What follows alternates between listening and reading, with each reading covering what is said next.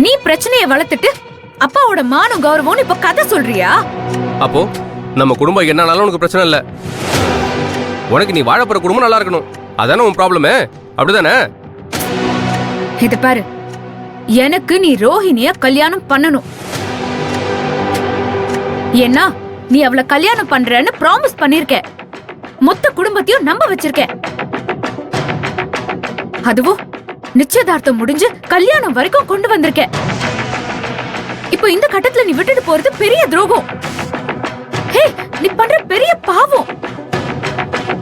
அத நான் பண்ண விட மாட்டேன்.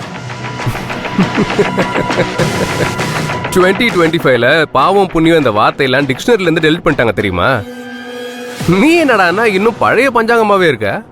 இங்க பார், நான் இங்க இருந்து தப்பிக்கணும்னு எப்போ முடிவு பண்ணிட்டேன். நீ எல்லாம் எனக்கு ஒரு ஆளே கிடையாது. சரி, நான் ஆள் கிடையாதா? நான் பயங்கரமா சத்தம் போடுறேன், உள்ள இருந்து ஆள் வருவாங்க.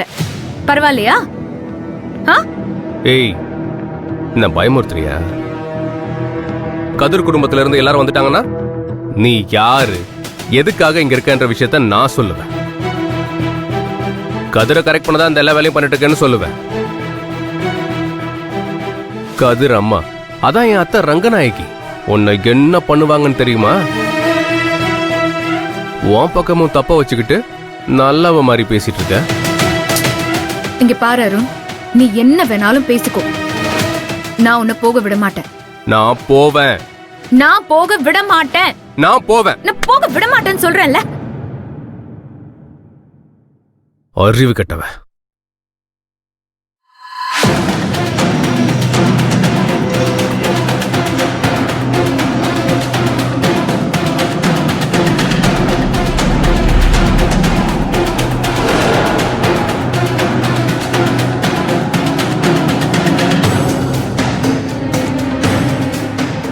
பேரண்டி, உள்ள இருக்கிறவங்களுக்கு வேணா நீ யாரு என்னன்னு தெரியாம இருக்கலாம். இந்த பாட்டிக்கு உன் ஜாதகமே அத்துப்படி.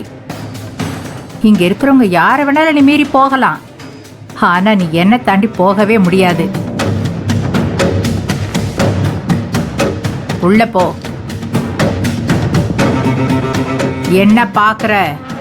உள்ள போனா போ.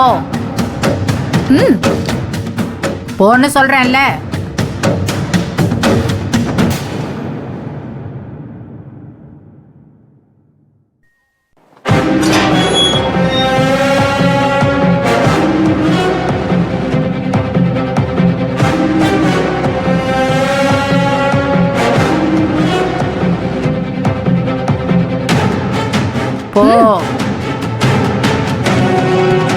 இந்த பாட்டி ஏன் இவளுக்கு சப்போர்ட் பண்றாங்க புரியலையே.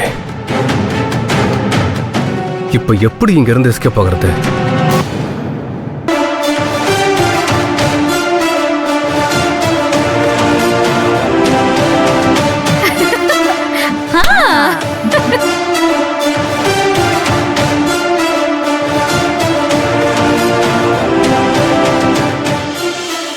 ரோகிணி, உனக்காக கோயில் சுற்றுப்பயணத்தை ஒரு 6 மாசம் தள்ளி வச்சாச்சு. நீ எந்தெந்த நாட்டுக்கெல்லாம் தேனிலவுக்கு பொண்ணு ஆசைப்படுறியோ அந்தந்த நாட்டுக்கெல்லாம் போய் கொண்டாடிட்டு வா.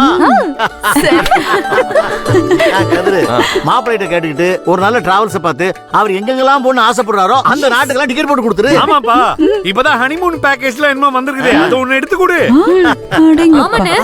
உடனே செஞ்சு கொடுத்துரு. இல்லன்னு வை, நம்ம கோவிலுக்கு கூட்டிட்டு போயிருவேன்னு நினைச்சு பயந்துகிட்டே இருப்பான். அடுத்த வேலை அதானே, மாப்பிள்ள வரட்டு பேசி முடிவு பண்ணிடுவோம். விளையாடுனதெல்லாம் போதும், மாப்பிள்ளைக்கு காஃபி கொண்டு போய் கொடு. அப்பப்ப அவருக்கு என்ன வேணும் ஏது வேணும்னு பக்கத்துல இருந்து கவனிச்சுக்கோ. அப்பதானே அவரு உன்னை பத்திரமா பாத்துப்பாரு. ஓகேமா, போடு. ஏய், நான் அவருக்கு காஃபி கொடுக்க போறேன், யாராச்சும் பின்னால வந்தீங்க உதவிடும் பாத்துக்கோங்க. என் பின்னாலேயே வருது, அப்புறம் நாங்க பேசுறது ஒட்டு கேக்குறது, அதுக்கப்புறம் இங்க வந்து சிரிக்கிறது, இதெல்லாம் பண்ணீங்கன்னு வச்சுக்கோங்க, தொலைச்சிருவேன். தொலைச்சு உள்ள போ. போறேன் பாட்டி. மகேஷ், இங்க என்ன? என்ன மாப்பிள்ள, நீங்க ரூம்ல தானே இருந்தீங்க, என்ன வெளியில இருந்து வரீங்க? என்ன மாப்பிள்ள, மாயாவி மாதிரி கூடு விட்டு கூடுவாயிர வித்தையெல்லாம் கத்துக்கிட்டீங்களா என்ன? ஒருவேளை வேற யூனிவர்ஸ்க்கு ஜம்ப் ஆயி போய் மாஸ் வழியா இந்த யூனிவர்ஸ்க்கு வந்துட்டாரா? இது ஒரு மல்டி யூனிவர்ஸ் ஸ்டோரியா இருக்கு. ஒரு நிமிஷம் இருங்க. யூசுவலா இந்த டைம்ல நான் தான் மப்ல இருப்பேன். இப்ப என்னாச்சு மாப்பிள்ள? உள்ள இருந்து நீங்க எப்படி உள்ளார இருந்து வெளியில இருந்து உள்ளார? யோ சும்மா இரியா கொஞ்ச நேரம். மாப்பிள்ள, நாங்கெல்லாம் இங்கே தானே இருக்கோம். நீங்க எப்ப வெளியே போனீங்க? மாப்பிள்ள மாடியில இருந்த பால்கனி வழியா தப்பிச்சு போயிருக்காரு. ஆ?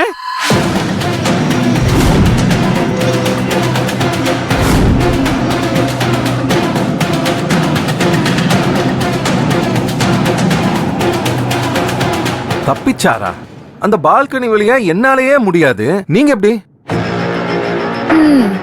அப்ப பாத்துக்கோங்க எவ்வளவு முயற்சி பண்ணிருப்பாருன்னு. நீங்க எல்லாம் இங்க உட்காந்து கதை பேசிட்டு இருக்கீங்க, ஆனா மாப்பிள்ள கிளம்பி போயிருக்காரு. நல்ல வேளை நானும் பாட்டியும் பார்த்தோம், இல்லனா மாப்பிள்ள எஸ்கேப் ஆயிருப்பாரு.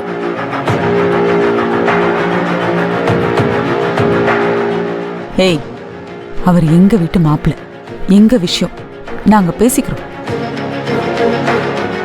என்ன மாப்பிள, காப்பு கட்டின பிறகு ஊரை விட்டு போக கூடாதுன்னு நாங்க அவ்வளவு சொல்லியும் நீங்க ஊருக்கு போறதுலே குறியா இருந்தீங்கன்னா அப்புறம் எங்க பேச்சுக்கு என்ன மரியாதை இருக்கு? தாத்தா, நான் தான் எனக்கு என் பிசினஸ் முக்கியம்னு சொல்றேன்ல.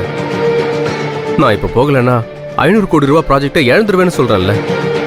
புரியாம நீங்க நடந்துக்கிட்டு நான் தப்பு பண்றேன்னு சொன்னா என்ன அர்த்தம்? மாப்ள, நீங்க பணம் எத்தனை கோடின்னு சொன்னாலும் அது எங்களை ஒன்னும் பண்ணாது. இந்த கோடியெல்லாம் நாங்க சின்ன வயசுல இருந்து பாத்துக்கிட்டு தான் இருக்கோம். ஒரு அளவுக்கு மேல பணம்ங்கிறது சொம தண்டனை.